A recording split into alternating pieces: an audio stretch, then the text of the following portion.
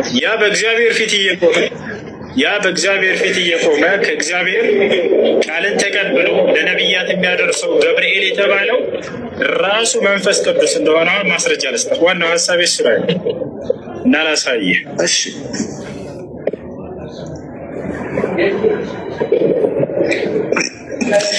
ያውና እዚህ ጋር አሁን አውቃቸዋል። በእግዚአብሔር ፊት ቆሞ ቃልን ተቀብሎ ለነቢያትና ለቅዱሳን የሚያደርሰው ገብርኤል እንደሆነ። ሁለተኛ ጴጥሮስ ምዕራፍ 1 ቁጥር 21 ትንቢት ከቶ በሰው ፈቃድ አልመጣምና ዳሩ ግን በእግዚአብሔር ተልከው ቅዱሳን ሰዎች በመንፈስ ቅዱስ ተመርተው ተናገሩ ይላል። ከእግዚአብሔር ዘንድ ቃልን እያመጣ ለቅዱሳን ሰዎች እየሰጠ እንዲናገሩ የሚያደርገው መልአክ ማን ነው? መንፈስ ቅዱስ። እዚያ ላይ ማን ብሎታል? ቅድም ገብርኤል ብሎታል ቅድም። ስለዚህ ያ በአምላክ እየተላከ ወደ ነቢያትና ወደ ቅዱሳን ቃልን እያመጣ ቢያደርሰው ወደ እነ ዘከርያስም ሲያመጣ የነበረው እኔ ገብርኤል ነኝ በእርሱ ፊት የምቆመው አለ። ቃልን እየተቀበለ ከአምላክ የሚያደርሰው ገብርኤል ነው። እዚህ ምን ብሎ ጠራው? መንፈስ ቅዱስ ነው ብሎ ጠራው። ቁርአንም ልክ እንዲሁ ለነቢዩ ሙሐመድ ሰለላሁ ዐለይሂ ወሰለም እኔ በአንተ ቃል የማመጣልህ እኔ መልአኩ ገብርኤል ነኝ አላቸው። አላህ በቁርአን ላይ ያንን ገብርኤል ራሱ መንፈስ ቅዱስ ነው ብሎ ገለጸ። ስለዚህ ሶስተኛ አካል እያመለካቸው ያላችሁት ራሱ መንፈስ ቅዱስ መልአኩ ገብርኤል እንጂ ሌላ አይደለም። ልክ እንዲሁ ሁለተኛ እያመለካችሁት ያላችሁት ከነቢያት መካከል አንዱ የሆነውን ክርስቶስን ነው። ይልቁንስ እነሱን ትታችሁ ብቸኝነት አምላካችን ልናገር ሁሱ እሺ አሁን አንተ ያመጣው እንትን የማይገናኝ ነው። ገብቷል። በነገራችን ላይ እኔ ማለት ከማደንቃቸው ወጣቶች አንዱ አንተ ነህ። ለምንድን ነው አንተ ነህ የምልህ? በሃይማኖት አንድ ባትመስለኝም ሰዎች ከፈጣሪ ጋር ኮኔክሽን እንዲኖራቸው የምታደርገው ኢፈርት ግሩም ስለሆነ ነው። አንተ አሁን በማይሆን ነገር ማለት በማይገጣጠም ነገር ነገሮችን ዝም ብለው የማይገናኙ ነገሮችን በማገናኘት ህሊናህ ራሱ እንዴት ይረካል? አሁን እዚህ ጋር ያመጣው ጥቅስ ቅዱሳን ሰዎች ይሄ ፍራንክሊ ነው የምነግርህ፣ ቅዱሳን ሰዎች በመንፈስ ቅዱስ ተደርተው ተናገሩ ማለት ከቅዱስ ገብርኤል ጋር ምንም የሚያገናኘው ነገር የለም። አዎ መንፈስ ቅዱስ በቀጥታ ገልጾላቸዋል፣ በመልአኩ በኩል የገለጸላቸዋሉ። ቅዱሳን ሰዎች ከእግዚአብሔር ጋር በቀጥታ ራሳቸው ተገናኝተዋል። በቅዱሳን መላእክት በኩልም ተገልጦ እግዚአብሔር አናግሯቸዋል።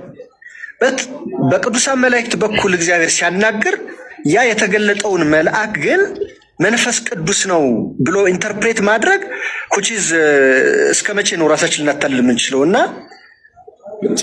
ይሄን ነገር እንትን እየው መልሰህ አንብበው እዚህ ጋር ታየው ይመስላል። በዚህ ነው አላህ ሱብሓነሁ ወተዓላ በቁርአን ላይ በሐዲስ ላይ ነቢዩ ሙሐመድ ሰለላሁ ዐለይሂ ወሰለም ቃልን የሚገልጥላቸው መልአኩ ገብርኤልን አላህ መንፈስ ቅዱስ ብሎ ጠራው። ልክ እንዲሁ ነቢዩ ሰለላሁ ዐለይሂ ወሰለም በሐዲስ ላይ ኢነ ሩሐል ቁዱስ ነፈኸ ፊ ሩዒ አሉ። መንፈስ ቅዱስ ቃልን በልቤ ላይ እፍ አለብኝ ወይንም ደግሞ አስተላለፈልኝ አሉ። እንዲሁም በዚህ መጽሐፍህ ላይ በእግዚአብሔር ፊት እየቆምኩኝ ለቅዱሳን እና ለነቢያት ቃልን የማደርሰው እኔ ገብርኤል ነኝ ብሎ ከተናገረ በኋላ እዚያው ሌላ ቦታ ላይ ደግሞ ያን ቃል በእግዚአብሔር ፊት ቆሞ ቃልን የሚያደርሰው ለቅዱሳንና ለነቢያት ራሱ በመንፈስ ቅዱስ ነው ብሎ ገለጸው። ይህን ካልተቀበላችሁ ከዚህ በኋላ ምንም ማድረግ አንችልም። እናንተ ግን መንፈስ ቅዱስ ራሱ እዛ ላይ እኮ መለኮት አካል ነው አለ ሁሱ እዛ ጋ እኮ ቅዱሳን ሰዎች ገብርኤል እየነገራቸው ጻፉ አይደለም የሚለው። ቅዱሳን ትንቢት ከቶ በሰው ፈቃድ አልመጣም፣ በመንፈስ ቅዱስ ነው የሚለው። መች በገብርኤል አለ? በገብርኤል ምሪት ጻፉ እኮ አላለም። በመንፈስ ቅዱስ ምሪት ነው የሚለው። በመንፈስ ቅዱስ ምሪት ከአምላክ ዘንድ ከተነርተው ይላል። አምላክ ማን ነው? እዛ ጋር አምላክ የተባለው ማን ነው? እግዚአብሔር አይደለ? አዎ እግዚአብሔር አይደል? ስለዚህ በእግዚአብሔር ፊት ቆሞ ቃልን ተቀብሎ ለቅዱሳን የሚያደርሰው ማን ነው?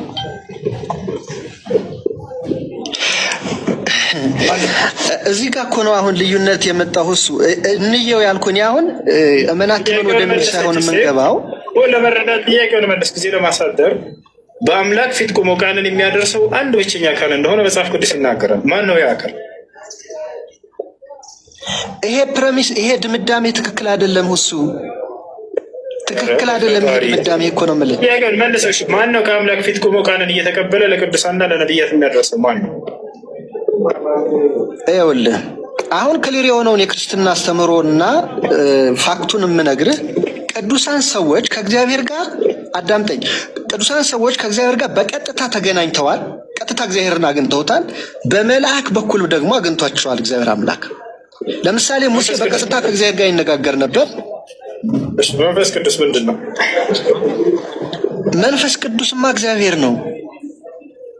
በጣም መንፈስ ቅዱስ እኮ እግዚአብሔር ነው። ቅዱሳን ሰዎች ከእግዚአብሔር ጋር በቀጥታ ተገናኝተዋል። የት አድርገው ከፍያ ያለ የት ላድርገው? እሺ ስንት አምላክ ነው ያለው መጽሐፍ ቅዱስ ላይ?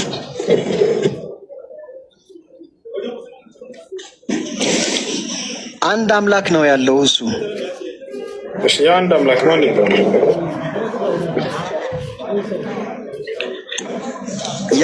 ያን አንድ አምላክ የተለያዩ ሰዎች በተለያየ ቋንቋ የተለያየ ስም ይጠሩታል። እኛ እግዚአብሔር ብለን እንጠራዋለን። መጽሐፍ ቅዱስ ላይ አንድ አምላክ የተባለው ማን ነው? አብ ወልድ መንፈስ ቅዱስ ናቸው ወይንስ አብ ነው? አይደለም። እሱ እኮ ባህሪው እሱ እኮ ይኸውልህ በስም በአካል በክብር እግዚአብሔር ከሰዎች ይሄ እኮ የእግዚአብሔር በስም በአካል በክብር ያለው ማንነት ነው። አንድ አምላክ የሚለው መጽሐፍ ቅዱስ ማን ነው? አንድ አምላክ ብሎ የሚገልጸው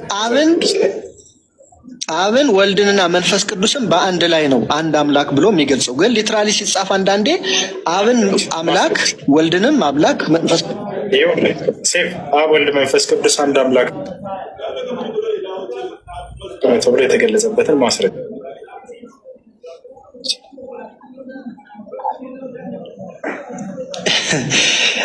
እሺ አሁን እግዚአብሔር አንድ መሆኑን እንድነግር ነው የፈለግከው? እግዚአብሔር አንድ አምላክ መሆኑን የሚያሳይ ጥቅስ አብ ወልድ መንፈስ ቅዱስ አንድ አምላክ ነው የሚለው ጥቅስ። ይኸውልህ አንድ አምላክ ካለ አንድ አምላክ እንደሆነ ካለ ከዛ በኋላ ሊትራሊ እነዛ የሚጠቀሱት ነገሮች የዛ ማስረጃ ነው የሚሆኑት። አብ ወልድ መንፈስ ቅዱስ አንድ አምላክ ነው የሚል ጥቅስ አለ ብለኸኛል ወይ? የት ነው ያለው እሱ? አብ ወልድ መንፈስ ቅዱስ አንድ አምላክ ነው። እሺ ኦኬ ሁሱ በቃ እንትን አንበል። ይሄንን በእንትን ባለመስማማት እንለፈው። ሁሱ ለመሰለ አልተረዳኸውም አንተ። ይሄ ባለመስማማት ሳይሆን ጥቅስ ያለኝ እንደምን አልኳት። የለም ወላሂ መጽሐፍ ቅዱስ ላይ እንደዚህ ምን ይላል? አይደለም ገብርኤል መንፈስ ቅዱስ ነው አልከኝ እኮ። እንደገና ደግሞ ገብርኤል ብቸኛ አምላክ ነው ያንን የሚሰራ። አሁን ያ መንፈስ ቅዱስ አምላክ ነው ስላልክ ነው ወደዚህ ቀጥታ የመጣሁልህ። መንፈስ ቅዱስ ገብርኤል መሆኑን በማስረጃ ሳየው አልቀበልም ማለት የራስ ፓንታ ነው። አሁን አብ ወልድ መንፈስ ቅዱስ አንድ አምላክ ናቸው ማስረጃ ጥቅስ ስጠኝ ስልህ ጊዜ የለም መልስ ዝም ብለህ ትስጣለህ። የቱ ጋር ነው አብ ወልድ መንፈስ ቅዱስ አንድ አምላክ ነው የሚለው ጥቅስ ያለው? የክርስቲያኖች የእምነት መሰረት ነው፣ ግን ማስረጃ የለም። በጣም እሱን አሁን እንዴት ነው ይሄንን ኮምፕሬንሲቭ የሆኑ ኖቶችን አዘጋጅቼ በሌላ ጊዜ እድል ከሰጠኝ ማውራት እንችላለን። ሊትራሊ እኔ የገባሁት ነቢያት ያስተማሩት ትምህርት እና ሙሐመድ ያስተማረው ትምህርት አንድ አይደለም። ፕላስ ደግሞ አንድ አምላክ የሚያስተምሩት አንድ አምላክ ከጊዜ ጥያቄ ያለው ሰው ነው።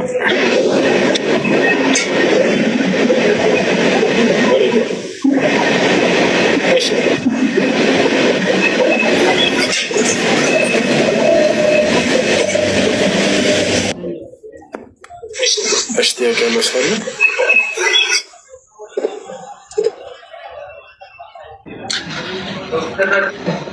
እኔ ሰው ነኝ።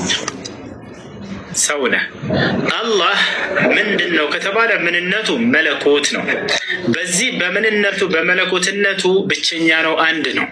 ማስረጃ ወኢላሁኩም ኢላሁ ዋሂድ ላኢላሃ ኢላሁ፣ እኔ አምላካችሁ አላህ አንድ ብቻ ነኝ፣ ከእኔ በስተቀር ሌላ ማንም አምላክ የለም አለ። አምላክነቱ ወይም መለኮትነቱ ብቸኛ ላይ የሚጋራው የለም፣ በምንነቱ አንድ ነው ስንል ይሄን ነው። ማን ነው ያ አካል ስንል ጊዜ አላህ ይባላል። አላህ የሚለው የማንነቱ መጠሪያው ነው። በዚህ በማንነቱ አላህ በሚለው ማንነቱ ብቸኛ ነው ወይ? አዎ ብቸኛ ነው። ማስረጃ ቁል ሁወ አላሁ አሐድ፣ በል እርሱ አላህ አንድ ብቻ ነው አለ። ገብቶሃል አይደል? ይህ አምላክ አላህ ስብሐነሁ ወተዓላ አንድ ነው ስትሉ ጊዜ ምን ለማለት ነው ሲሏችሁ፣ አንድ ነው ስንል ጊዜ በማንነቱ በምንነቱም አንድ ነው እያልናችሁ ነው። አንተ ለምሳሌ ምንድነው አልኩት፣ እሱን ሰው ነኝ አለ። በሰውነትህ ግን ብቸኛ ነህ ወይ? አንተ አይደለህም። የዓለም ህዝብ ሁሉ ይጋራል ይህን ምንነት። አላህስ መለኮት ነው፣ በመለኮትነቱ ብቸኛ ነው ወይ? አዎ። የሚጋራው አካል አለው? ላ የለም፣ ብቻውን ነው። አንተ ግን ያንን አንዱን አምላክ በምንነቱ ላይ በመለኮቱ ላይ አጋራህበት። አብም ወልድም መንፈስ ቅዱስም በምንነት ይጋራሉ አልክ። በመለኮት አንድ አይደለም የምታመልካቸው፣ ሶስት አካሎች ናቸው ማለት ነው።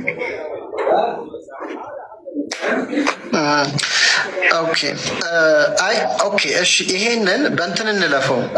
ባይዘወይ ይሄ ማጋራት የሚለው ሀሳብ ከቁርአን አንጻር የአብ የወልድ የመንፈስ ቅዱስን አይደለም የሚገልጠው። ከቁርአን አንጻር የመለኮትን ባህሪ ለማርያም እና ለመነኮሳቶቻችን እንዳጋራን ነው የሚገልጠው። ገብተዋል? እሱ አሁን አንተ ኤክስፕሌን ያረከውን አይደለም የሚለው ቁርአን።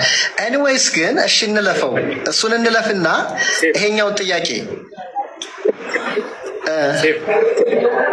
አንድ አዳምጤ እንድትረዳ አሁን አያግቻለሁ ረጋቢ ማስረዳ ጭቅጭቅ ውስጥ ያልገባ ስለዚያ ነው እንድትረዳ ዘንድ ነው። አሁን አንተ እኔ ቁርአንን በደንብ አድርጌ ማወቅ ሰው ነኝ። እሺ አሁን እዚህ ቦታ ላይ ቁርአንን ከላይ እስከታች በደንብ አድርጌ አውቀዋለሁ። ሀሳቡን ገና የት እንዳለ አውቀዋለሁ። እኔ ቁርአንን ያዝኩት ለጭንቅላት ያዝኩት ገና ህፃን እያለ 12 ዓመት ህፃን ልጅ እያለሁ ነው።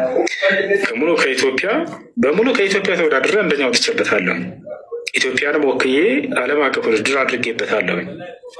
ይህን የምነግርህ ሙሉ ነው ቁርአን ላይ ያለውን ሀሳብ አሁን ምሳሌ ስለ ማርያም የተናገረው ብቻ ነው ብለህ እንዳታልፈልግ። አሁን ማርያምንም እንደ መለኮት የሚያነሷት አካሎች እንዳሉ ይናገራል። አንተ ያልከውም ትክክል ነው።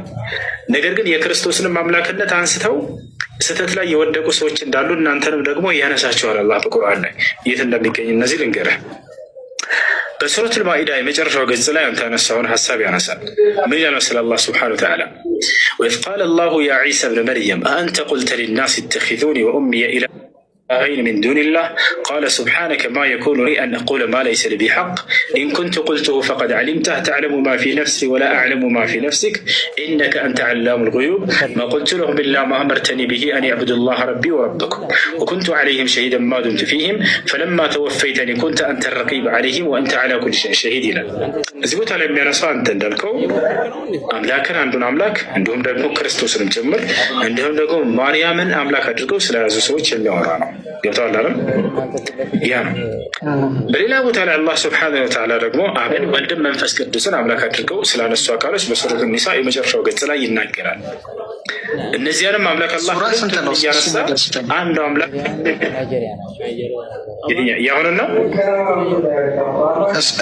አብ ወልድ መንፈስ ቅዱስን ክርስቲያኖች አምላክ አድርገው አጋሩ የሚል ሀሳብ ካለ እሱን ኮድ ስጠኝና እኔ ሪፈር አደርጋለሁ።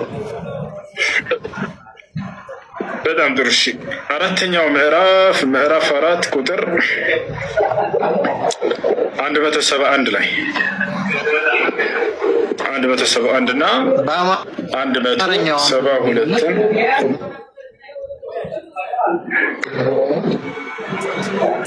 እዚህ ቦታ ላይ ስለ አብ፣ ስለ ወልድ፣ ስለ መንፈስ ቅዱስ ስለ ሶስቱ አካሎች ይናገራል። እሺ ላንብብልህ እሱን።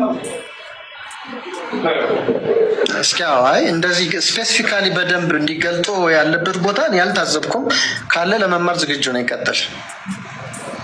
ችግር የለውም። እዚህ ቦታ ላይ አንደኛ አምላክ አላህን ያነሳል፣ ሁለተኛ ኢየሱስ ክርስቶስን ያነሳል፣ ሶስተኛ ደግሞ መንፈስ ቅዱስ ወይንም ደግሞ ገብርኤልን ያነሳል። መንፈስ ቅዱስ ራሱ ገብርኤል ነው። ስለዚህ አላህ ስብሐነሁ ወተዓላ ሶስቱንም እያነሳ እኔ አምላካችሁ አላህ እኔ አላህ ብቻ ነኝ ካለ በኋላ ክርስቶስ የእኔ አላህ መልእክተኛ እንጂ ሌላ አይደለም። መልአኩ ደግሞ የቅርብ መልአክ ብሎ ያነሳዋል። መልአኩ ደግሞ እንዲሁ ክርስቶስም እኔን በብቸኝነት ይገዛሉ፣ እኔ ከመገዛት የሚጸየፉ አይደሉም እያለ ሁለቱንም ደግሞ ያነሳቸዋል። በፍጹም ከኔ ጋር የሚጋሩ ሳይሆኑ ለእኔ በመገዛት ለእኔ ባሪያ መሆንን የማይጸየፉ ናቸው እያለ ያነሳቸዋል። አንዴ ላሳያችሁ። እስከምትገልጥ ድረስ ሀሳብ ላንሳ። እሺ ሀሳብን አንሳ። ስጫወቶቻለሁ ችግር የለም። ኦኬ ሀሳቤ ምንድን ነው? እኛ ገብርኤል መንፈስ ቅዱስ አይደለም። በክርስትና አስተምህሮ ገብርኤል መልአክ ነው፣ መንፈስ ቅዱስ አይደለም። እናውራ በሱ ላይ። አይ እንትን እንዳንል ብዬ ነው። አስረዳለሁ፣ ችግር የለም። እሺ አንብበው። እሺ አሁኑን ጥቅስ አይ የገለጥከውን ጥቅስ አንብበውና እሺ እናንተ የመጽሐፉ ሰዎች ሆይ ይላል። ክርስቲያኖችን አስመልክቶ ነው። እናንተ የመጽሐፉ ሰዎች ሆይ በሃይማኖታቸው ወሰንን አትለፉ ይላል። ወሰን ማለፋቸውን ሊገልጽ ነው። በአምላክ ላይ ሌላ አካል መደረባቸው ነው። እዚህ ቦታ ላይ ወሰን ማለፍ ያስባላቸው ልናየው ነው። በአላህም ላይ እውነትን እንጂ አትናገሩ። የመርየም ልጅ አልመሲህ ዒሳ የአላህ መልእክተኛ ወደ መርየም የጣላት ይሁን ቃሉም ከእርሱ የሆነ መንፈስ ብቻ ነው አለ። ከአላህ የሆነ መልእክተኛ እንጂ ሌላ አይደለም አለ። ነብይ ነው መለኮት አይደለም እያላቸው ነው። ከዚያ ምን አለ? በአላህና በመልእክተኞቹም እመኑ አለ። ከዚያስ አማልክት ሶስት ናቸው አትበሉ፣ ወይም ስላሴ አትበሉ ይላል። ማለት ስለ ሶስቱ አካሎች እያነሳ ነው አላህ። አንደኛ ራሱን አነሳ፣ ሁለተኛ ክርስቶስን አነሳ። እነዚህ ሁለት በእርሱ ላይ እነዚህ ሁለቱ እንደምታደርጉ ምንም ጥርጥር የለውም። ሶስት ስላሴ አትበሉ ካለ በኋላ ሶስት አትበሉ ካለ በኋላ ተከልከሉ አለ። ከዚህ ንግግራችሁ ተቆጠቡ ማለት ነው። ለእናንተም የተሻለ ይሆናል አለ። ብትከለከሉ ከስላሴ ወደ አንዱ አምላክ የሚለውን ብትመለሱ የተሻለ ነው ለእናንተ እያላቸው ነው። ከዚያስ ምን አለ? አላህ አንድ አምላክ ብቻ ነው። 4 ነጥብ። አንድ አምላክ ብቻ ለእርሱ ልጅ ያለው ከመሆን የጠራ ነው። ይህ ደግሞ ክርስቶስ የእርሱ ነው ልጅ ነው በማለታቸው ወሰን ማለፋቸውን የገለጸ ነው። ለእርሱ ልጅ ከመሆን የጠራ ነው አለ። ለምን? በሰማያትና በምድር ያለ ሁሉ የእርሱ ነው አለ። የእርሱ ፍጡር እንጂ ልጅ አይደለም። ማንም ልጅ የለውም። ክርስቶስ ልጅ አይደለም ነው። በሰማያት በምድር ያለው ሁሉ ያኔ ነው አለ። መመኪያም በአላህ በቃ አለ። ከዚያ በኋላ ሁለቱ ከእርሱ ጋር የተደረቡት አካሎች ወልድና መንፈስ ቅዱስ የተባሉት ምን እንደሆኑ ሊገልጽ ነው። አልመሲህ ወይንም ኢየሱስ አለ ለአላህ ባሪያ ከመሆን ፈጽሞ አይጠየፍም አለ። አይደለም ከኔ ጋር እንደ አምላክ አድርጋችሁ ልታጋሩት የእኔ ባሪያና አገልጋይ ከመሆን የሚጸየፍ አይደለም። ሲጀምር እርሱ አለ በጣም አላህን ከሚገዙት መካከል ነው። ቀጥሎ ምን አለ? የቅርብ የሆነው መልአክ መንፈስ ቅዱስ የተባለውን ገብርኤልን ሊገልጽ ነው። ምን አለው? ቀራቢዎቹ የሆኑት መላእክትም አይጸየፉም አለ። ምድርም አይጸየፉት ለአላህ ባሪያ ከመሆን የሚጸየፉ አይደለም። ገብርኤል ራሱ አላህን የሚገዛ ነው። መንፈስ ቅዱስ እርሱን ከመገዛት የሚጠየፍ አላህን ከመገዛት የሚጠየፍ የሚኮራም ሰው አላህን ከመገዛት የሚኮራ ሰው አላህ ሁሉንም ወደ እርሱ በእርግጥ ይሰበስባቸዋል አለ። ገታቸው ያለ ያ ነው። ስለዚህ መንፈስ ቅዱስ የተባለው ራሱ መልአኩ ገብርኤል እንደሆነ አሁን ላሳያችሁ። ከአምላክ ዘንድ ቃልን የሚያመላልሰው ለነቢያት ያ መልአክ ማን ይባላል? ልጅስ ኮሜንት ላይ ጻፉ። ከአምላክ ዘንድ ለነቢያት ቃልን የሚያመላልሰው መልአክ ማን ይባላል? ከአምላክ ፊት ቆሞ ለነቢያት በስርዓትን የሚሰጠው መልአክ ማን ነው? አንተ ራስህ መለሰው፣ ችግር የለም ሴፍ። አይ እኔ ምንድን ነው በጣም ማለት ኢንተራፕት ላረግ ስላልፈለግኩ ነው ዝም ያልኩኝ። ምንድነው በነገራችን ላይ መላእክት በቁጥር የማይገለጹ ኢንፋይናይት የሆኑ ቅዱሳን መላእክት ነው ያሉት። ይሄ እንግዲህ አይ ዶንት ኖ በዘሴም የሆነ ትምህርት ይኖራል ብዬ አስባለሁ። በእስልምናውም የመላእክትን ቁጥር በተመለከተ፣ በክርስትና ግን ኢንፋይናይት የሆኑ ቅዱሳን መላእክት ነው ያሉት፣ ተቆጥሮ የማያልቁ ማለት ነው። ከነቢያት ጋራ ደግሞ ይገናኙ የነበሩት ቅዱሳን መላእክት የተለያዩ ናቸው። ለምሳሌ ዳንኤልን፣ ነቢዩ ዳንኤልን ብንወስድ ቅዱስ ሚካኤል ያናገረው ነበረ። ይህም መጽሐፍ ቅዱስን መሰረት አድርጌ ነው የምነግርህ። ቅዱስ ሚካኤል፣ ቅዱስ ገብርኤል፣ ከዛ ደግሞ ሌሎቹ ቅዱሳን መላእክትም አሉ በስፋት የተጠቀሱ። ይሰማል? አሁን ኮሜንት ላይ ጥያቄ እየጠየቁ ነው ክርስቲያኖች። ምን ይላል ኮሜንት ላይ? አሁን ባነበብከው መጽሐፍ መንፈስ ቅዱስ ገብርኤል ስለመሆኑ የገለጸው እንዴት ነው? ወይንስ እያለ ይናገራል። ከቁርአን ያለውን አንጻር ልግለጽላችሁ ብዬ ነበር። መጽሐፍ ቅዱስ ላይ እዚህ ጥያቄው ክርስቲያን ስለ ሆኖ ወደ መጽሐፍ ቅዱስ እንሄድና ወደ ቁርአን መለስላችኋለሁ። መልአኩ ገብርኤል ራሱ መንፈስ ቅዱስ ነው። አይ በእግዚአብሔር ፊት የሚሱ ችግር የለም። እሺ ቀጥልሽ። አይ ምንድን ነው አሁን የኔ ሀሳብ ምንድን ነው? ምናልባት ጊዜህን እየወሰድኩብህ እንደሆነ ይሰማኛል። ቁርአን ስላሴ ብሎ ሜንሽን የሚያደርገው ስፔሲፊክ የሆነ ነገር የለም ነው የጠቀሰው። በግልጽ የተቀመጠ ነገር ምንድን ነው ከተባለ ኢየሱስን፣ ማርያምንና መነኮሳት የሚለው ነው የተገለጸው። አሁን ካልከው ላይ ደግሞ መንፈስ ቅዱስ የለም። ገብርኤል መንፈስ ቅዱስ ነው ብለን በአንድምታ ልታስማማው ካልሆነ በስተቀር እዛ ጋር መንፈስ ቅዱስ አልተገለጸም። አይደለም እና ላሳየህ እዚሁ ጋር መንፈስ ቅዱስ አይደለም እያለ ነው ናላሳየህ ገብርኤል ራሱ መንፈስ ቅዱስ እንደሆነ ቁርአንን ከአላህ ለነቢ ሰለላሁ ዐለይሂ ወሰለም ያደረሰው መልአክ ማን ነው ታውቃለህ?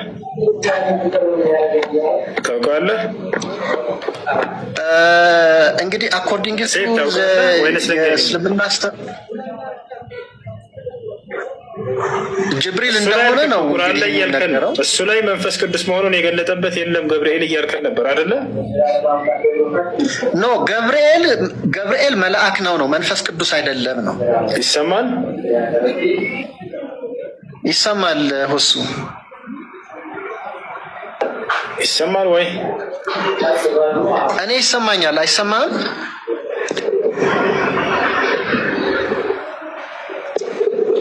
እሺ ይሰማል አይደል? ከተሰማ አሁን ቅድም ምን አልከን?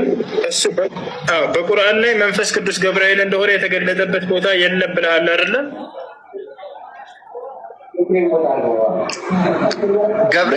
ገብርኤል መንፈስ ቅዱስ አይደለም ነው እኮ በቁርአን ላይ እንደሱ የሚል የለም ብለህናል አይደለ? በቁርአን ላይ ይህና በመጽሐፍ ቅዱስ ላይ ሳይቀር ሁሉ አለ አሳይሃለሁ እያልኩ ነው እኔ ደግሞ ምን ትላለህ? እሺ አሳየኝ። አዎ በቁርአን ላይ አይ ቅድም ትንሽ እንትን እግዚአብሔር አያት አለው ወይንስ የለውም? ሴፍ አያት አባት እናት አለው የሚለው አስደምም ያበቃ እግዚአብሔር አያት አለው የለም? ኧረ እንደዛ ያለ አስተምሮ የለም ወሱ አሜን ነው። ጌታ ሰው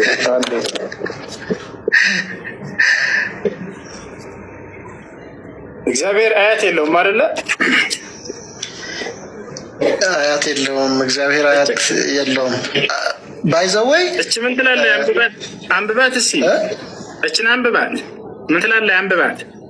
የእግዚአብሔር አያት ሆነሻል ይላታል ሐናን። ያት እሱን ላስረዳ። አሁን ይሄ ይኸውልህ አንዳንዴ ይሄንን እኮ ነው መተው ያለብን ሁሱ። ቆይ ይኸውልህ አንተ ከማስረዳት በፊት ቃሉን አንብበው። ቃሉን አንብቦ ነው እኮ ሰው ማስረዳት ያለበት። እግዚአብሔር አያት እንዳለው መጽሐፋቸው ይናገራል። ያ አንብበው። አንተ አሁን ደንግጠሃል አያት አለው ስትባል የለውም በፍጹም አልክ። አሁን ደግሞ እንዳለው ስታይ እሱንም ሆነ ሰረበር ምን ለማለት እንደሆነ ትላለህ አይደለ? ጥሩ ትጫወታላችሁ። ወረብልካ እንትን ነው ይሄ እኮ ሃይማኖት ነው እሱ። ለምንድን ነው በሃይማኖት የምንቀልደው? እሺ መቀለድ አይደለም። አንብበው። እሺ ሲባንድ እሺ ይሄንን እኔ እስማማበታለሁ። ለምን መሰለህ? እግዚአብሔር አያት አለው። ኢየሱስ ክርስቶስ አያት አለው። አያትን ብቻም ሳይሆን ከዛም ያለፈ የዘር ሐረግ ተቆጥሮለታል። ያ ለኢየሱስ ክርስቶስ የተነገረ ሀሳብ ነው። መለኮት አያት አለው።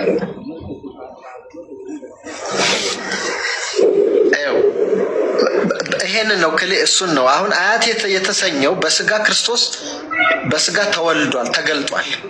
ስጋ ደግሞ የወሰደው ከአዳም ዘር ነው። እግዚአብሔር የሚለው የመለኮት መጠሪያ ነው የስጋ መጠሪያ? እግዚአብሔር የሚለው የመለኮት መጠሪያ ነው። እኛ ኢየሱስ ክርስቶስን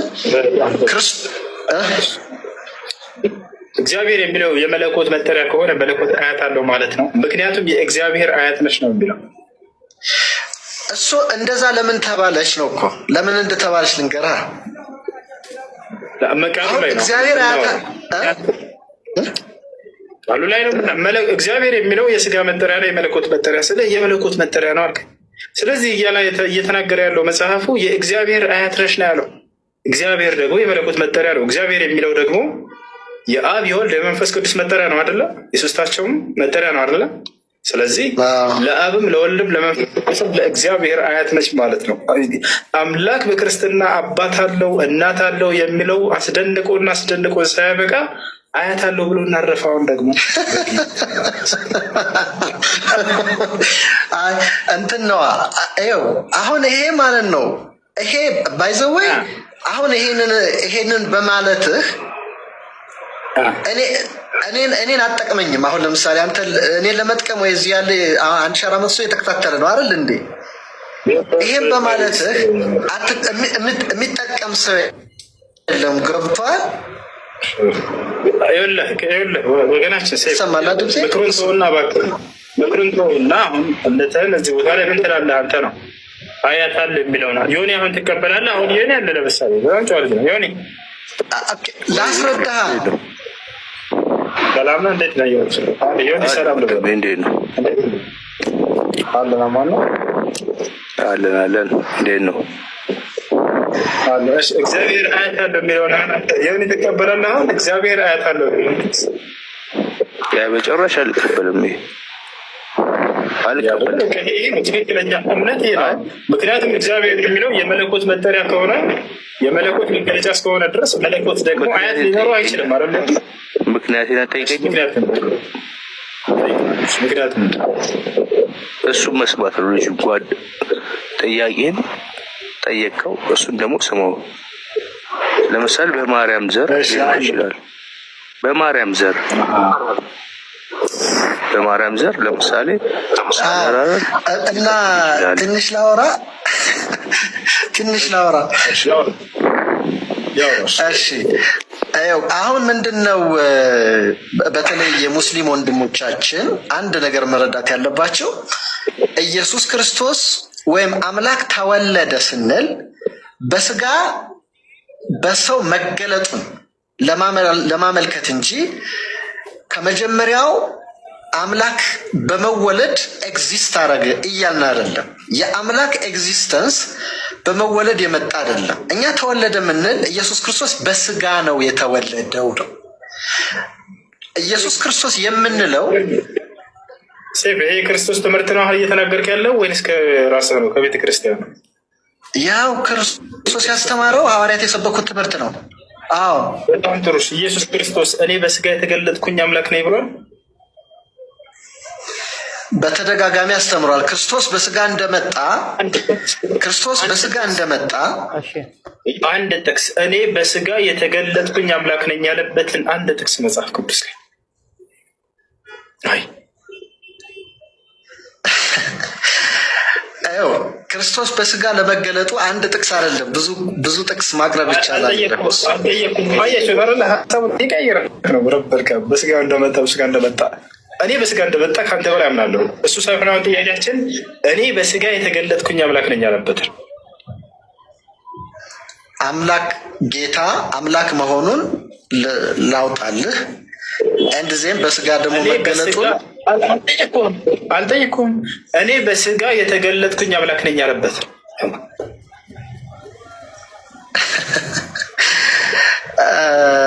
ኦኬ። አሁን ይሄ እሺ፣ አሁን በፊት ምን አይነት ጥያቄ ነበር መሰለው? እሱ ክርስቶስ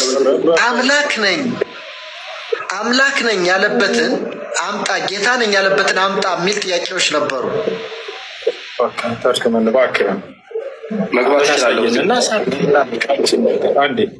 ወይም ቃል አልመሲሕ አና አልኢላህ አልሙተጀሲድ እኔ በስጋ የተገለጥኩኝ አምላክ ነኝ ያለበት ክርስቶስ የት ነው? አለቀ በቃ።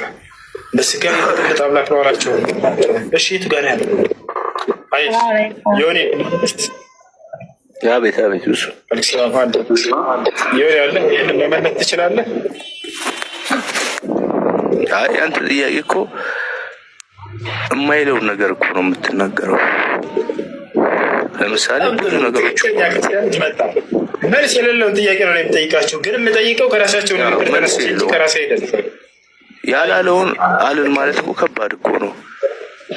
እሱ ያላለውን ለምሳሌ በእናንተም ያላሉትን እንዴት ነው ብሏል የምንለው? አንልም እኮ እሱ ከሆነ ያላለውን ለምን እንዳላደረጉ ታስተምሩበታላችሁ።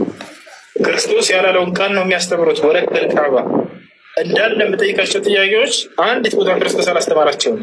በክርስቶስ ትምህርት የማይኖር ሰው ግን አምላክ የለውም ይላል ቃሉ ሲናገር። አሜን ነው።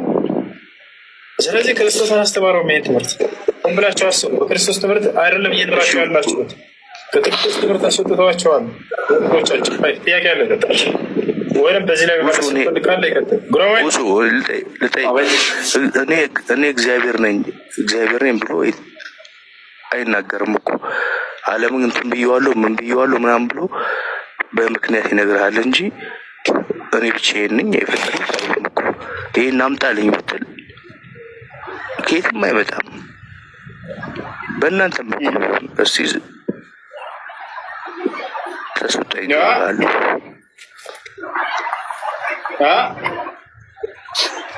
ምንድን ነው ያልከው? እኔ ብቻዬን ብሎ አልተናገረም አምላክ እያልክ ነው? እና ላሳይህ ኦሪት ዘዳግም ምዕራፍ 32 ቁጥር 39 ላይ እና ላስረብህ ትንሽ ያውና ምዕራፍ 32 ቁጥር 39 ላይ ምን ይላል? አሁንም እኔ ብቻዬን ነኝ አለ። አሁንም እኔ ብቻዬን እኔ እንደሆንኩ ከእኔም በቀር አምላክ እንደሌለ እዩ አለ። እኔ እገድላለሁ አድናለሁም፣ እኔ እመታለሁ እፈውሳለሁም፣ ከእጅም የሚያድን የለም አለ። ያውና አምላክ እኔ ብቻዬን አምላክ ነኝ ከእኔ ሌላ አምላክ የለም ብሎ ተናግሯል። ይሄ ነው ኢየሱስ ክርስቶስ አንድ ቦታ ላይ እኔ አምላክ ነኝ ብሎ ግን አልተናገረም። የነቢያት አምላክ ግን እኔ ብቻ ነኝ አምላክ ከእኔ በቀር ሌላ አምላክ የለም ብሎ ተናግሯል። የቱ ጋር ነው ክርስቶስ ለአምላክ ነኝ ያለው? የለም ማለት ነው።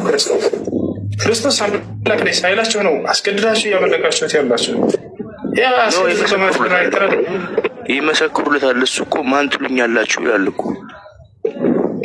አንተ ያው እግዚአብሔር ልጅ ነህ ይላሉ እኮ። ያው እግዚአብሔር ልጅ ነህ ይላሉ። ያው እግዚአብሔር ልጅ ነህ በቃ እነሱ እንኳን ይመሰክሩለታል።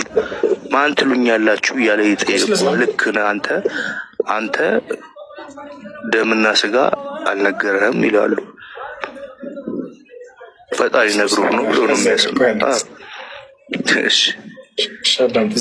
ግን ክርስቲያኖችም ግን ግቡ ስለ እኔ ምን ትላላችሁ ብሎ ክርስቶስ ሲጠይቃቸው ጊዜ ምንድነው የኔ ጥያቄ ሱራ 471 ላይ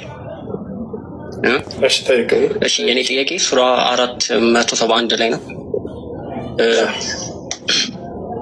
ምንድነው የሚለው?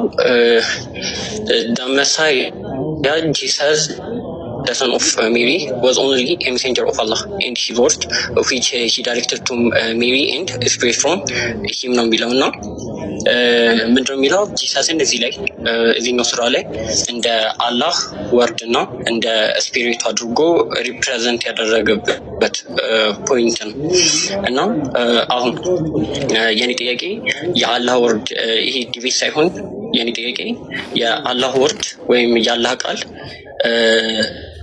እንትን ነው ይሄ ዘላለማዊ ነው። አንቀጹ ላይ እየተናገረ ያለው ክርስቶስ በአምላክ አንቀጹ ላይ አይሰማም? ይሰማችኋል?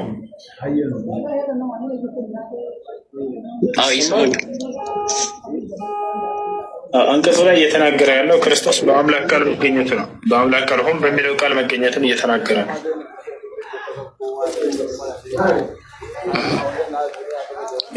አሁን የኔ ጥያቄ የአላህ ወርድ ኢተርናል ነው ወይ ዘላለማዊ ነው? ከእሱ ጋር የሚገናኝ አይደለም። ግን አላህ ሱብሓነሁ ወተዓላ ከእሱ ካነሳው አንቀጽ ጋር የሚገናኝ አይደለም። ግን ልመልስልህ፣ ችግር የለውም። አዎ አላህ ሱብሓነሁ ወተዓላ ቃሉ ዘላለማዊ ነው። መጀመሪያ እርሱ ላይ ልመልስልህ። إنما المسيح عيسى بن مريم رسول الله ሌላ ተጨማሪ ጥያቄ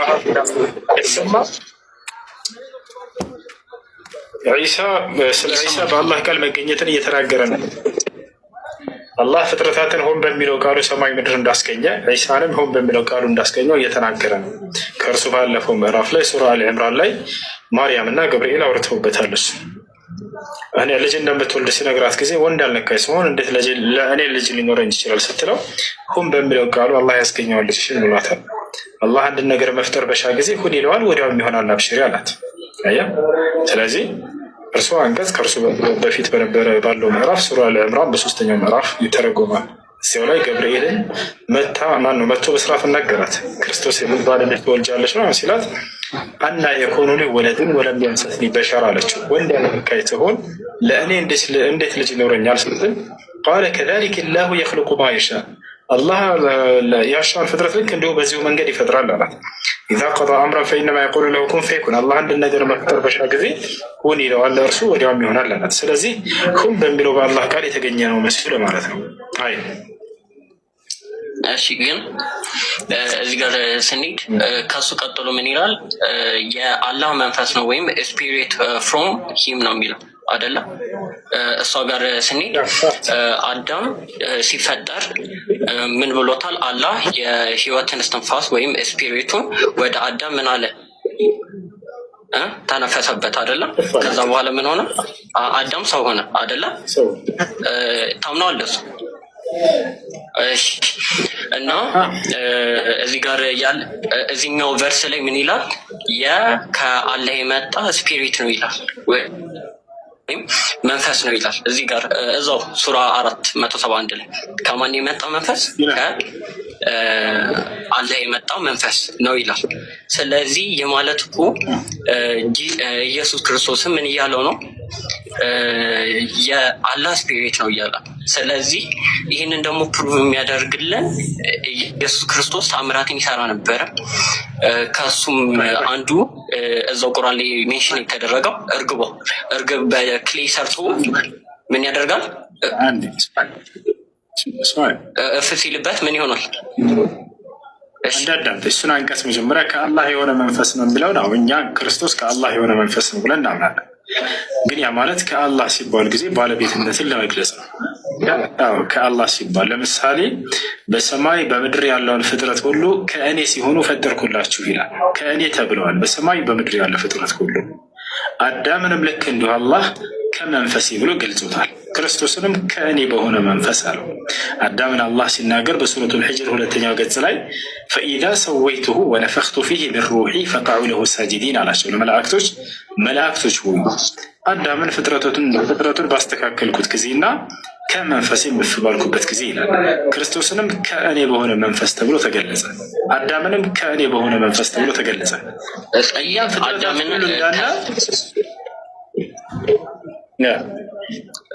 አዳምን ያለበትን ንገረኝ። ችግር የለውም። ያው 15ኛው ምዕራፍ ቁጥር 29 ላይ ቁጥር 29 ፍጥረቱን ባስተካከልኩትና በውስጡ ከመንፈሴ በነጻሁበትም ጊዜ ለእርሱ ሰጋጆች ሆናችሁ ውደቁ አለ። ከመንፈሴ ብሎ አላህ ገልጾታል አዳምን። ግን ሜንሽን እኮ እዛው አዳምን እኮ ከመንፈሴ ብሎ አይደለም እኮ ያደረገው። እዚህ ጋር ከመንፈሴ እፍ አልኩበትና ተፈጠረ ነው ያለው።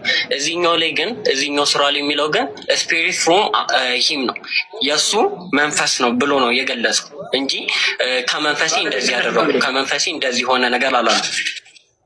ከመንፈስ እንደሆነ የተባለበትን ላሳይ። እዛው መለስ ብሎ እዛው ምዕራፍ ላይ ገብርኤል ለማርያም ሲነግራት ጊዜ ኢነላህ ዩበሽሩኪ ቢከሊመቲን ሚንሁ እስሙሁ መሲሑ ዒሳ ብኑ መርየም ከእርሱ በሆነ ቃል እያለ ይገልጸዋል። ከእርሱ በሆነ ቃል ከእርሱ በሆነ መንፈስ ተብሎ ይገልጻል። ክርስቶስ ከአላህ በሆነ መንፈስ ነው እና ስለዚህ ከእርሱ ሲባል ጊዜ ባለቤትነትን ለመግለጽ ነው። ከእርሱ ሲባል የግዴታ ከእርሱ አካል የተገነጠለ ማለት አይደለም። ባለቤትነትን ለመግለጽ ነው። እኔ ከእኔ በሆነ 10 ብር ሰጠሁ ብል ከእኔ የሆነን 20 ብር ሰጠሁ ብል ያ ነገር ባለቤትነትን የሚገልጽ ነው። ታዲያ መንፈስ ማለት ምንድን ናቸው? አላህ ያቸው ፍቅሮች ናቸው። ባለቤትነትን ለመግለጽ ነው።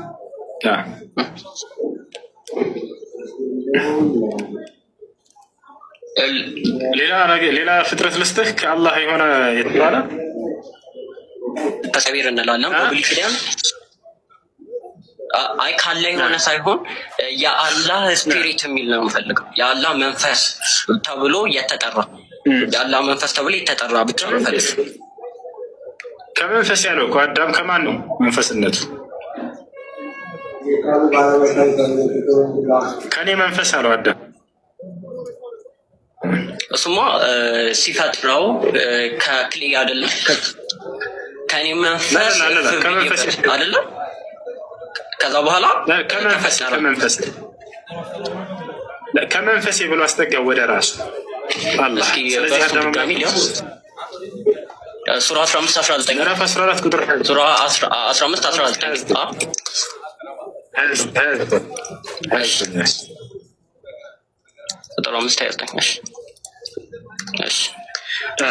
ሌላ ልጨምርልህ ከመንፈሱ እፍ አለበት።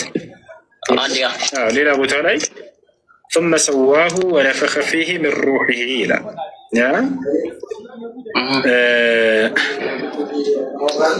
ከመንፈሱ እፍ አለበት ይላል። ከመንፈሱ እያለ አዳምን እንደውም እኛ ሰዎችም ሁሉ በዚህ ተገንዘናል። እኛ ሁላችንም በነገራችን ላይ ከአላህ በሆነ መንፈስ ነው። እዚህ ጋር እዚሁ ሱራ ላይ ግን የኔ ጥያቄ እዚሁ ሱራ ላይ ከመንፈሱ ፈጠረው የሚል እንትን ንገረኝ። ኢየሱስ ክርስቶስን ከመንፈሱ ፈጠረው የሚለውን ንገረኝ። ራሱን ኢየሱስ ክርስቶስን እዚህ ጋር ሜንሽን ያደረገው ምንድነው የሚለው? the Messiah, Jesus son of Mary, was only a messenger of Allah and his word which was directed to Mary and the spirit from him አይደለ? እሷ ላይ ነው የኔ ጥያቄ። እና ስፒሪት ፍሮም ሂም ሲለው ሆሊ ያደረገው እየጠራው ነው። ምን ብሎ ሩሁን ሚንሁ ብሎ ማለት ነው አይደል? እኮ ከእርሱ ሆነ መንፈስ ፈጠረው የሚለውን አይደለም። እንደ አዳምን እኮ እዛ ፊደል ፈልገህ ነው ፈጠረው የሚለው ፊደል ነው ወይንስ አላህ መንፈስ ናቸው? እኔም አንተም አዳምም ክርስቶስም ከአላህ በሆነ መንፈስ ነው የተገኘው። ከአላህ መንፈስ ፈጠረው። ከአላህ መንፈስ ተገኘ አንድ ላይ ከአላህ መንፈስ ተገኘ የሚለውን ነው ፈልገው። ማንን? እሷን ቨርስ ንገረኝና ማንን ተገኘ የሚለውን ፊደል ነው ወይንስ ምንድን ነው? ቅድም አዳም ራሱ ከአላህ መንፈስ ተብሏል አልኩ። የቱ ጋር ያለው አሳየኛል። ካሳየው ካገኘህ በኋላ ፊደል እየቆጠርክ ነው። አሁን ደግሞ ከአላህ መንፈስ ምንድን ነው? እዛ ቨርስ ላይ አይደለም። እዛ ቨርስ ላይ ከአላህ መንፈስ ምን አለ ነው? ተፈጠረ ነው የሚለው አይደለም? ማን ድጋሚው ማንን? ከአላህ መንፈስ አዳም ነው ክርስቶስ ተፈጠረ ነው? ማን? አዳም የቅድሙን ቨርስ ላይ ድጋምና ገባኛ ይቅርታ አይደለም። አዳም የቅድሙ አንቀጽ ላይ ገባኝ ተፈጠረ ከአላህ መንፈስ ተፈጠረ አይደለም የሚለው። እሺ ድጋሙ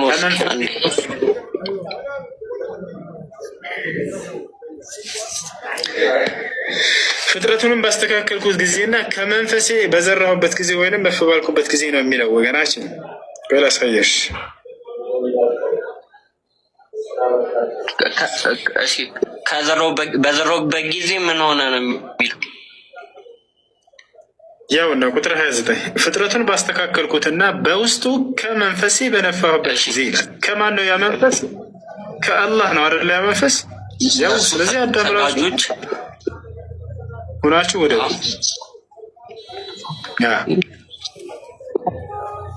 በነፋሁበት ጊዜ ለእርሱ ሰግዳችሁ ሆናችሁ ወደቁ።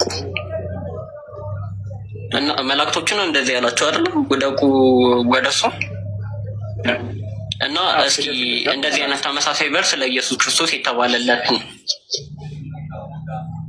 እና ለኢየሱስ ክርስቶስ እንደዚህ የተባለ ተመሳሳይ ነው ማለት አይደለም። እዚህ ጋር እኮ እዚህኛው ቨርስ ላይ የሚለው ተመሳሳይነት የምለው አሁን እዚህ ጋር ስፒሪት ፍሮም አላህ ወይም ያለው መንፈስ ብሎ ብቻ ነው ያበቃው አይደለ? ያለው መንፈስ ብሎ ነው ያበቃው አይደለ? አዳም ከኢየሱስ እንደውም የአዳም ይበልጣል። ለምን እንደሆነ አስረዳ። ተመሳሳይ ሳይሆን ይሄ ከአዳም ከኢየሱስ ይበልጣል። የኢየሱስን መንፈስ ወደ ድንግል ማርያም አምጥቶ የዘራት ማን ነው? እፍ ያላት መልአክ አይደለ? ገብርኤል። የኢየሱስን መንፈስ ወደ ማርያም መጥቶ እፍ ያለባት ማን ነው? ገብርኤል። የአዳምን ደግሞ ማን ነው? ገብርኤል ሳይሆን ራሱ አምላክ ነው። በቀጥታ ከመንፈሴ እፍ ባልኩበት ጊዜ አለ አምላክ በቀጥታ ነፍሱን ከዘራለትና መልአክ መጥቶ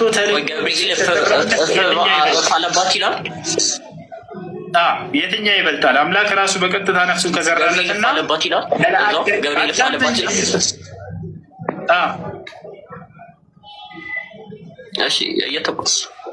ገብርኤል ፋለባት ይላል ወይስ ከገብርኤል ወደ እርሷ?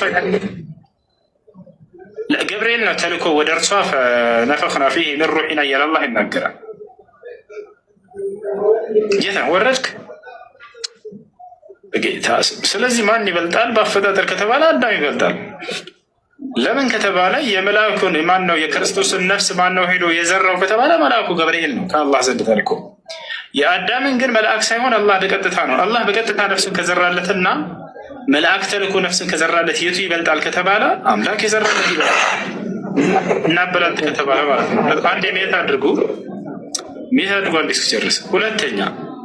ሁለተኛ መላእክቶች ስገዱለት ተብሎ ታዞለታል በቁርአን ላይ። ማን? ለአዳም ሰግደውለታል። ለክርስቶስ ግን ያው አንድ ማን አልሰገዱለትም። ሶስተኛ አዳም ገነትን ገብቶ እንዲኖር ጸጋ የተሰጠ አካል ነው። ክርስቶስ ግን ገነትን ገብቶ አልኖረም። ይዟቸዋል። አራተኛ ክርስቶስ እንደማናችንም ከእናቶቻችን ማህፀን ነው ስጋ የተሰራለት። ይዟቸዋል። አዳምስ ለአምላክ አላህ ስብሐነ ወተዓላ በእጁ ነው የሰራው። አዳምን አምላክ በእጇ ክብሩን አድርጎ ከሰራውና በእናት ማህፀን ውስጥ መገኘት የትኛው ነው አስደናቂው ተአምር? የእሷ ነው፣ የአዳም ነው። ነገር ግን ይህን ስላቸው ጊዜ በአፈጣጠር ይብለጥ እንጂ አዳም። ይሄን የምንናገረው ለምንድን ነው? ክርስቶስን አምላክ ለማድረግ የማይሆን ቦታ ስለሚሄዱ ነው የአዳምን አፈጣጠር የምንገልጽላቸው። ነገር ግን በደረጃ ማን ይበልጣል ከክርስቶስና ከአዳም ከአላህ ዘንድ ባላቸው ደረጃ ከተባለ ክርስቶስ ይበልጣል። እንደ እስልምና አስተምህሮ ክርስቶስ ደረጃው በጣም ላቅ ያለ ነው። ከማን? ከአዳም ይበልጣል። በደንብ አድርጎ ይጎንሰዋል። ምክንያቱም ክርስቶስ ከኡሉል ዐዝም ነው። 5 ታላላቅ ነቢያቶች አሉ፣ ማንም ደረጃቸውን የማይደርስባቸው። ከእነዚያ መካከል ማን አለበት? ክርስቶስ አለበት። አላህ ማስረጃ በቁርአን ላይ ሲናገር ሱረቱል አሕዛብ ላይ 2ኛው ገጽ የመጀመሪያው አንቀጽ ላይ ወኢዝ አኸዝና ሚነ ነቢይነ ሚሳቀሁም ወሚንከ ወሚን ኑሕን ወኢብራሂመ ወሙሳ ወዒሳ ብን መርየም ወአኸዝና ሚንሁም ሚሳቀን ገሊዛ ይላል። ሙሐመድ ሆይ ከነቢያቶች ሁሉ ቃል ኪዳንን በያዝኩኝ ጊዜ አስታውስ። በተለይ ደግሞ ከአንተ ከአብርሃም፣ ከክርስቶስ፣ ከኖህ፣ ከሙሴ ከባባድ የሆነን ቃል ኪዳን ያዝኩኝ ይላል። እነዚህ 5 ታላላቅ ነቢያት የነቢያት ሁሉ ተምሳሌትና አለቃ ኡሉል ዐዝም ይባላሉ። አዳም ከነዚህ የለበትም፣ ክርስቶስ አለበት። ስለዚህ ክርስቶስ ይበልጠዋል በደረጃ። ነገር ግን ክርስቶስን አምላክ ለማድረግ የምትሄዱባቸው መንገዶች በፍጹም አያስኬዳችሁም። አዳምና ሔዋን በደንብ አድርገው ይበልጡታል አፈጣጠር። ያ ነው። ጥያቄ ያለው ካለ ይቀጥል። ለዚህም ነው በነቢ ሰለላሁ ዐለይሂ ወሰለም ዘመን መጥተው ክርስቲያኖች የክርስቶስን አምላክነት ተከራክረው ነበር። ያነሱት 2 ሀሳብ ክርስቶስ በቃልና በመንፈስ ነው እና የመጣው እርስዎ አምላክ እንዴት ሊሆን አይችልም ትላለህ ሙሐመድ ብለው ጠይቀዋቸው ነበር። አላህ ወዲያው መልስ አወረደ። ኢነ መሰለ ዒሳ ዒንደ ላሂ ከመሰሊ አደም ኸለቀሁ ሚን ቱራቢን ሱመ ቃለ ለሁ ኩን ፈየኩን አላቸው። የክርስቶስ ምሳሌ ከእኔ ከአላህ ዘንድ ልክ እንደ አዳም ነው አለ። አዳምን ከአፈር ከሰራሁት በኋላ ሰው ሁን አልኩትና በቃሌ አስገኘሁት፣ ወዲያውም ሰው ሁን አለ። ስለዚህ አዳም በቃል ነው የተገኘው፣ በአምላክ ቃል። ምን በሚለው ቃል? ሁን በሚለው ቃል። ወደ ድንግል ማርያምም ገብርኤል ተልኮ በመጣ ጊዜ ወንድ ያልነካኝ ሲሆን ለእኔ እንዴት ልጅ ሊኖረኝ ይችላል ስትለው አላህ ሁን በሚለው ቃሉ ያስገኘዋል አላት። ክርስቶስም ሁን በሚለው ቃሉ ተገኘ፣ አዳምም ሁን በሚለው ቃሉ ተገኘ። አንደኛ ነው። ሁለተኛ በቃል በሚለው አንድ ከሆኑ በመንፈስ በሚለውም ልክ እንዲሁ በእርሱ በአምላክ መንፈስ ነው እና የተገኘው አምላክ እንዴት ሊሆን አይችልም ባሉ ጊዜ አዳምም ልክ እንዲሁ ከመንፈሴ ነው የሰራሁት ብሎ አላህ ተናገረ። ሱረቱል ሒጅር ምዕራፍ 15 ቁጥር 29 ላይ ስለ አዳም ሲናገር ፈኢዛ ሰወይቱሁ ወነፈኽቱ ፊህ ሚን ሩሒ ፈቀዑ ለሁ ሳጅዲን አላቸው። ለመላእክቶች ምን አላቸው? አፈጣጠሩንም ባስተካከልኩኝ ጊዜና ከመንፈሴን በዘራሁበት ጊዜ ለእርሱ ሰጋጆች ሆናችሁ ውደቁ ተባሉ። ከመንፈሴ ብሎ ገለጸው። ክርስቶስንም አላህ ምን አለው? ከመንፈሴ ብሎ ገለጸው። ወሩሑ ሚንሁ ተባለ። ክርስቶስ ከእኔ በሆነ መንፈስ ተባለ። ባለቤትነትን ለመግለጽ እንጂ ከአላህ ተገንጥሎ የሄደ ነው ማለት አይደለም። ሁለታቸውም አዳም ክርስቶስ ጌታቸው አለ። ከእኔ የሆነ ገንዘብ ከእኔ የሆነ ልብስ ብል ያ ልብሴንም ባለቤትነት የሚገልጽ ነው። ጌታቸው አለ። እኔ ለእርሱ ባለቤቱ ነኝ ማለት ነው። አላህ መንፈሶችን ፈጥሮ አዘጋጅቶ ጨርሷል። ልክ አዳም በተፈጠረበት ጊዜ እስከ ዓለም ፍጻሜ ድረስ የሚፈጠሩትን ነፍሳቶች ሁሉ የክርስቶስንም ነፍስ ሳይቀር ፈጥሮ አዘጋጃቸው። ልክ ክርስቶስ የሚፈጠርበት ጊዜ ሲደርስ ጊዜ ገብርኤልን ና ነው ሂድና ከእነዚያ መንፈሶች መካከል ክርስቶስን መንፈስ ወስደህ በማርያም ላይ ዘርተህና ነው። ከዚያም መልአኩ ገብርኤል መጣ፣ በማርያም ላይ እፍ ብሎ ዘርቶ ሄዳለ። ያ ነው ከተፈጠሩ መንፈሶች መካከል አንዱ መንፈስ ስለሆነ ከመንፈስ ብሎ ባለቤትነቱን ለመግለጽ አላህ ከመንፈስ ብሎ ገለጸ። ሌላ ነገር አይደለም። ያ ነው። እሺ ጥያቄ አንድ ይቀጥል። እሺ ልቀጥል። ቀጥል። እሺ ቀደም ሼክ ዘዋል የሚለው ልጅ ጋር ስታወሩበት የነበረው ኢሹ ላይ የተወሰኑ ጥያቄዎችን ስታነሳ ስለነበረ እሱ ላይ መልስ ነው። የአንተ አርጊውመንት የነበረው ምናልባት እንግዲህ ክርስቲያኖች ናችሁ ከነቢያት አስተምሮ የተለየ ይዛችሁ የመጣችሁት እና ማስረጃ የለም ስትል ነበረ። ምናልባት እንግዲህ ከዘፍጥረት ጀምረን ስናነብ ከዘፍጥረት 18 ከቁጥር 2 እስከ 3 ድረስ ስናነብ ማለት ነው ስላሴዎች የሚለውን ነገር በደንብ ያስረዳናል። እንግዲህ በአብርሃም ቤት 3 እንግዶች ተገኙ ይለናል። 3 እንግዶች ተገኝተው ግን አብርሃም ሲናገር እንግዲህ እንግዶች አይደለም ብሎ የጠራቸው ጌታ ሆይ ብሎ ነው በነጠላ እንትን የጠራው። ስለዚህ ለኛ ለኦርቶዶክሳውያን እንግዲህ የሚስጥር ስላሴን በደንብ ያስረዳናል። በተጨማሪም ደግሞ መጀመሪያ ከዘፍጥረት ጀምሮ ፍጥረታትን ሲፈጥር ደግሞ ዘፍጥረት 1:26 ቁጥር 26 ላይ ምን ይላል? ሰውን በመልካችን እንደ ምሳሌያችን እንፍጠር ብሎ ዜጋ እንግዲህ በአካል አንድ ብቻ እንዳልሆኑ ያስረዳናል ማለት ነው። ይሄን እንድትይዝልኝ እፈልጋለሁ። ፕላስ ጅብሪል መንፈስ ቅዱስ ነው የሚል አርጊውመንት ይሰማል። አንዳንድ ሀሳብ እያነሳ አንዳንድ ሀሳብ እያነሳ ኦሪት ዘፍጥረት ምዕራፍ 1 ቁጥር 26 ስላሴን ያመለክታል ነበር። ኦሪት ዘፍጥረት ምዕራፍ 1 ቁጥር 26 ስላሴን ያመለክትልኛል ያልከው እግዚአብሔርም አለ ይላል። ዳይሬክት እንትም ስናነበው ማለት ነው። እግዚአብሔርም አለ ሰውን በመልካችን እንደ ምሳሌያችን እንፍጠር ይላል። ስለዚህ እዚህ ጋር ስለዚህ አሁን እዚህ ጋር አንተ ጠይቀህና ስንት አካላት ናቸው? አንተ ነህ ስላሴን አስረዳለሁ ብለህ የመጣው ነገር እናንተ ስንት አካል አለ እሱ ጋር? ዛትስ ዋይ ለዛ ነው አንድ ብቻ ነጠላ ብቻ እንዳልሆነ እዚህ ጋር ያስረዳል ማለት ነው። ከዛ ዝቅ ብሎ ደግሞ በአብርሃም ቤት 3 እንግዶች ተገኙ ይለናል። እሱ ጋር ቁም። ስንት ናቸው? እዚህ ጋር እየተናገረ ያሉት ቁጥራቸውን እዚህ ጋር ቁጥራቸውን አልገለጸውም። ግን እታች ደግሞ ዘፍጥረት ላይ 18 ላይ በአብርሃም ቤት 3 መሆናቸውን ያቅም ነበር እሱ ሲናገር። ሙሳ ያቅም ነበር እሱ ሲናገር ስንት እንደሆኑ ማለት እግዚአብሔር ማለት ሰውን በመልካችን ምሳሌያችን የሙሴ መጽሐፍ አለ እንደሱ ያ ነው። ስንት ናቸው ብሎ ነው ሙሴ ያመነው? እሱ 3 በአብርሃም ቤት እኮ ተገኙ አይደል? 3 መሆናቸውን ገለጸ። እሱ ጋር አሁን እግዚአብሔር ማለት ሰውን በመልካችን እንደ ምሳሌያችን እንፍጠር አለ ይላል። እዚህ ጋር 3 ናቸው በልጩ እዚህ ጋር 3 የሚል ነገር አልተገለጸም። ግን ከታች ደግሞ ዘፍጥረት 18 ላይ ስትሄድ ከቁጥር 2 እስከ 3 ደግሞ ስትሄድ በ3 ሰዎች ምሳሌ ምዕራፍ 1 ቁጥር 26 ላይ ጨረስሽ። ስለዚህ እግዚአብሔር እንደ 3 ናቸው በሚለው ልሄድልህ። በቃ 3 እንደሆነ አልተገለጸም ብሎኛል። አንተ ግን 3 ናቸው ብለህ ስለምታመን በእነሱ ላይ ልሄድልህ። እግዚአብሔር ማለት ሰውን በመልካችን እንደ ምሳሌያችን እንፍጠር አለ ይላል። ከ3ቱ የሥላሴ አካሎች ማን ነው እንፍጠር እያለ እየተናገረ ያለው? ለማንስ ነው እንፍጠር እያለ እየተናገረ ያለው? በህልውና የለ ሚስትር ምናልባት ሚስትር ሰውት እሺ፣ አዳምጠኝ ጠየቀኝ አይደል? ለማንስ እኛ ኦርቶዶክሳውያን ምን ብለን እናምናለን? እግዚአብሔር አንድ ነው፣ ግን በአካል በስም ሶስት ነው ብለን እናምናለን። አካል ማለት አብ የተለየ ገጽ አለው፣ ወልድም የተለየ ገጽ አለው፣ መንፈስ ቅዱስም እንዲሁ የተለየ ገጽ አለው ብለን እናምናለን። እንዲሁም ደግሞ ሶስት ስም አለው ብለን እናምናለን፣ አብ፣ ወልድ፣ መንፈስ ቅዱስ።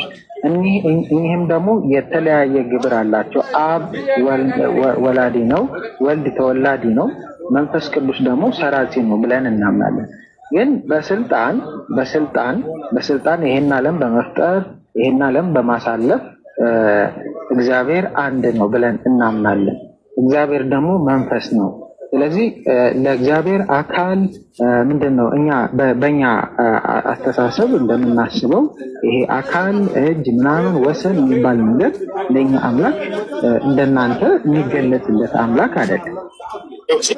ኦርቶዶክስ ነህ? ቆይ እንደናንተ ኦርቶዶክስ ነህ? አይ አንዴ 5 ሰከንድ